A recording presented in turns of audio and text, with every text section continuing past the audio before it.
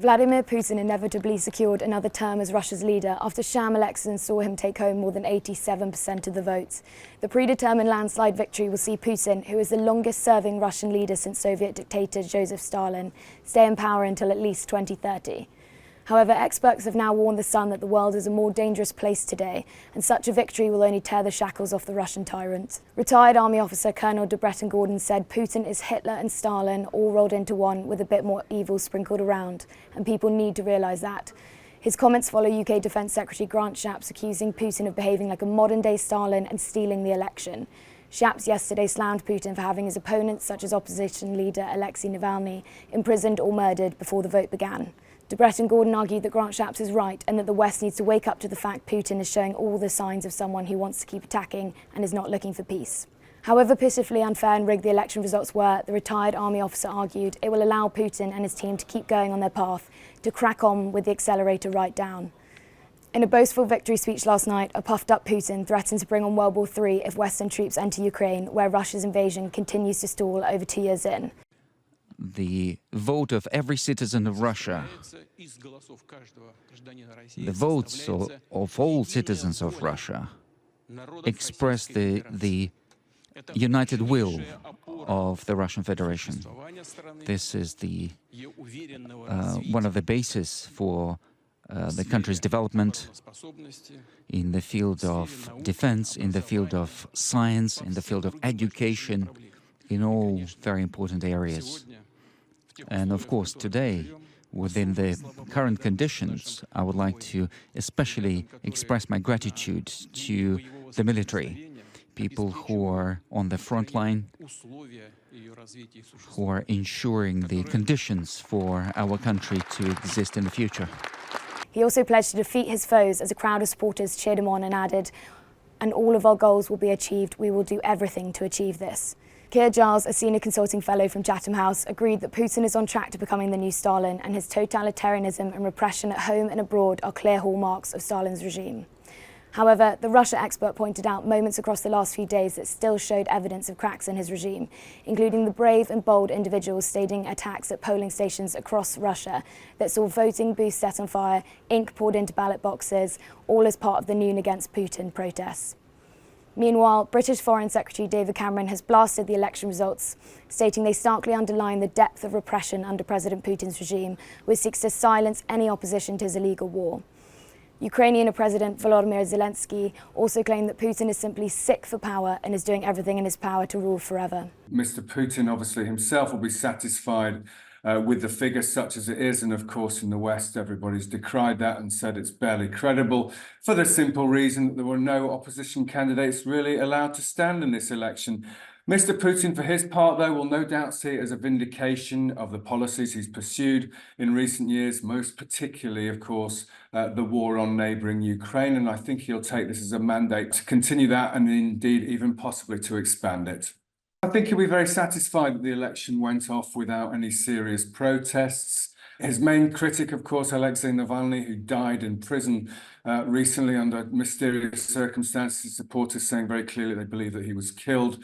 The fact that they were able to mount any sort of serious disruption to the election, we did see these attempts to pour ink into ballot boxes. We did see some people heeding that call to come out as a form of protest at midday on polling day on Sunday, the main day of this three-day election. But ultimately, it didn't really amount to anything too much. I think probably a reflection of the fear which Vladimir Putin inspires amongst many people.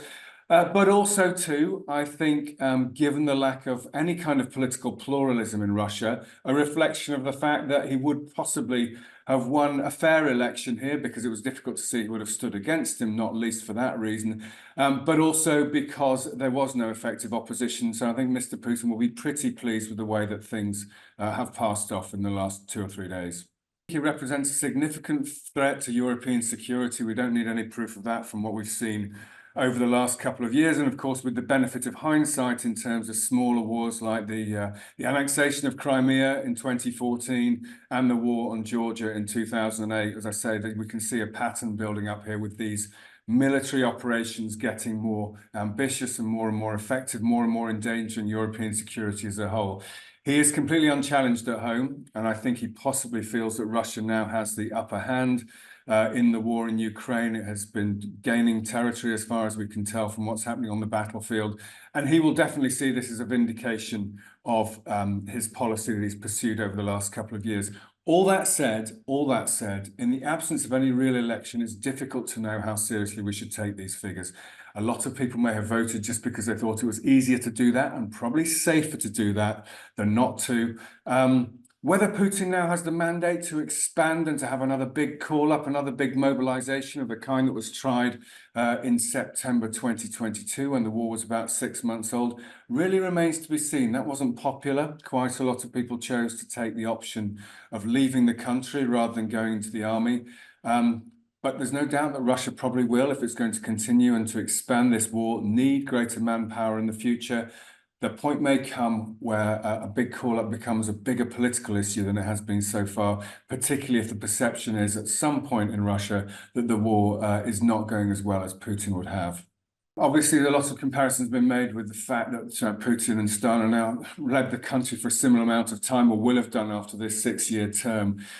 We're talking about very, very different worlds, of course. We're talking Stalin was leading the Soviet Union at a time when it had come not long out of the revolution in the 20th century, when Nazi Germany was on the rise. It's a very different Europe from the one that we see today. That said, of course, Putin and of course Stalin's regime was murderous in the sense that it killed, hundreds of thousands, if not more, of its own people, as well as those who died in the Second World War. Some 26 million Soviet citizens dying then in a conflict that was much, much, much larger than anything that we see today. So, in terms of their determination to make Russia strong, to make it a major force in European politics, there are similarities in that sense. And Putin, of course, has always admired in his selective reading of Russian history those times when Russia has been a very big power in Europe. But at the moment, different leaders for different times, united by this determination to make the Kremlin a force right throughout Europe and the world. Nobody would have foreseen, 3 years ago, the way the war would unfold in Ukraine over the last couple of years. That was absolutely unthinkable right up to the last minute. Many people have been watching Russia for many years, did not believe that what eventually did unfold would unfold. So I think in that sense, there is a massive risk to European and thereby to greater global security. Putin himself has he's playing an interesting game in a sense, because he's again raised this prospect of World War III. He talked about this if there are Western troops in Ukraine, referring there, of course, to President Macron's suggestion of a couple of weeks ago. This is something that could eventually come to pass. But I think it's also true to say that Putin has raised the prospect of nuclear war. He has raised the prospect of World War III. But on each occasion when he's done that, he's tempered it by saying, but I don't think anybody wants to see that at the moment. So the game that he's playing psychologically is to raise the prospect of this while also trying to say, we're going to pull back from this. But of course, in such a time of uncertainty as far as the future of European security goes, there remains a prospect of this conflict widening and escalating. I see very little prospect in the short or medium term of any kind of serious political opposition in Russia, whatever the true nature of public opinion there may be. It is simply too dangerous to stand up publicly to Putin. You've given the example of Alexei Navalny. I think that the message there in his death, whatever the true circumstances of it, was that standing up to the Kremlin, you very much risk paying with your life. Talking in conversations with some Russian opposition politicians in recent weeks, they make it clear that they don't see any sort of major future. They remain optimistic. They have to. But I think in the short term, they're just talking about keeping their organizations going, be that within the country in a clandestine way, be it in exile, so that when the moment for change does come, they feel able to seize that opportunity. How do you think Putin sees the upcoming US election? And is he more fearful of a Trump presidency than maybe a Biden one? That's a really good question, because, of course, some conventional interpretations would say, actually Putin thinks that he could get on better with Trump. There was times when they met when Trump was president before, when they seemed to have quite a good relationship. Cynics would actually say, well, that's because Putin was able to run rings around Trump, and particularly at that summit in Helsinki in Finland a few years ago. But I think there's another element to consider here too, and it is this. One thing that the Kremlin likes in international affairs is certainty. And at least you could say from their point of view, they largely know what they will get with a second Biden term, in the sense that while there may be obstacles in Congress to providing future aid to Ukraine, it's pretty clear what the Biden policy is on Ukraine. Trump, though, is much less of a known quantity. So there is an element there that may be worrying the Kremlin at the back of their mind about what a Trump presidency might do. But it is true to say that, you know, particularly with those rather inflammatory remarks about NATO and the idea that countries who weren't paying their way, you know, could expect to be attacked by Russia, that Mr. Trump made a few weeks ago, are hardly going to inspire confidence in the West, and are just the kind of potential division that will give the Kremlin solace.